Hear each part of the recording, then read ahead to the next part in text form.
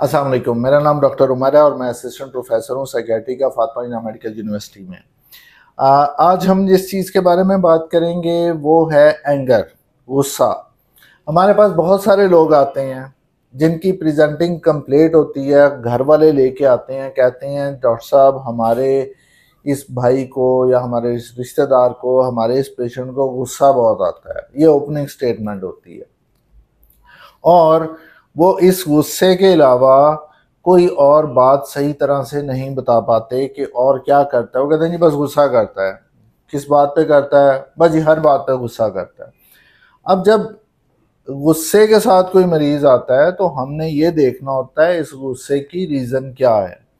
गुस्सा किसी psychiatric illness में भी आ सकता है, मसलन बाइपोलर अफेक्टिव डिसऑर्डर में, मैनिक स्टेट में, हाइपोमैनिक स्टेट में गुस्सा आता है। बॉर्डरलाइन पर्सनालिटी डिसऑर्डर, उसमें एक बाकायदा टाइप है जिसमें जो है वो एंगर जो है वो बहुत ज़्यादा होता है। फिर सब्सटेंस यूज डिसऑर्डर्स में कोई भी अगर नशे का इस्तेमाल कर रहा है इंसान तो भी गुस्सा आ सकता है। इसके अलावा जो स्किज़ोफ्रीनिया है उसमें गुस्सा आ सकता है। कुछ एंजाइटी के पेशेंट्स जो हैं उनको इरिटेबिलिटी होती है, ओसीडी में आ सकता है। तो हमें उसकी पूरी असेसमेंट करना होती है कि गुस्से की रीज़न क्या है। जो मोस्ट कॉमन है जिसमें कोई साइकियाट्रिक इलनेस नहीं आती, वो हम यूजुअली देखते हैं कि एक फेमिलियल ट्रेंड है। वो घर वाले आके खुद बताते हैं जी हम इनके ख़ानदान में हर किसी को गुस्सा ज़्यादा आता है। अब हो सकता है कोई जेनेटिक पार्ट भी हो उस गुस्से का जो ख़ानदानी तौर पे आ रहा है, लेकिन ज़्यादा ये होता है कि ख़ानदान में गुस्से को एक नॉर्म की कैफियत जो है वो होती है, हैसियत हासिल होती है, यानी एक नॉर्मल चीज़ कंसिडर किया जाता है गुस्से को।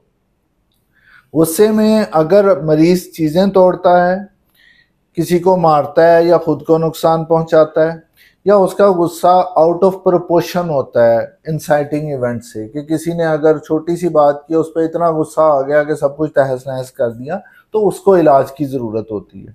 फिर हमारा काम है हम देखें कि ये गुस्सा जो है ये किस बीमारी की वजह से आ रहा है और इसकी रीज़न क्या है। हम इलाज की बात करें तो हम फिर उस पर देखते हैं इंटेंसिटी क्या है, रिस्क असेसमेंट करते हैं, फिर उसको मेडिकेशन प्रेस्क्राइब की जाती है। इधर मूड स्टेबलाइजर हम दे सकते हैं, एंटीसाइकोटिक दे सकते हैं, हमारे पास चॉइस है, और साइकोलॉजिकली भी उसको साथ मैनेज करते हैं in the form of anger management. Anger management में हम ये बताते हैं, आइडेंटिफाई करते हैं सबसे पहले कि कौन सी चीज़ें हैं जो गुस्से का मूजिब बनती हैं।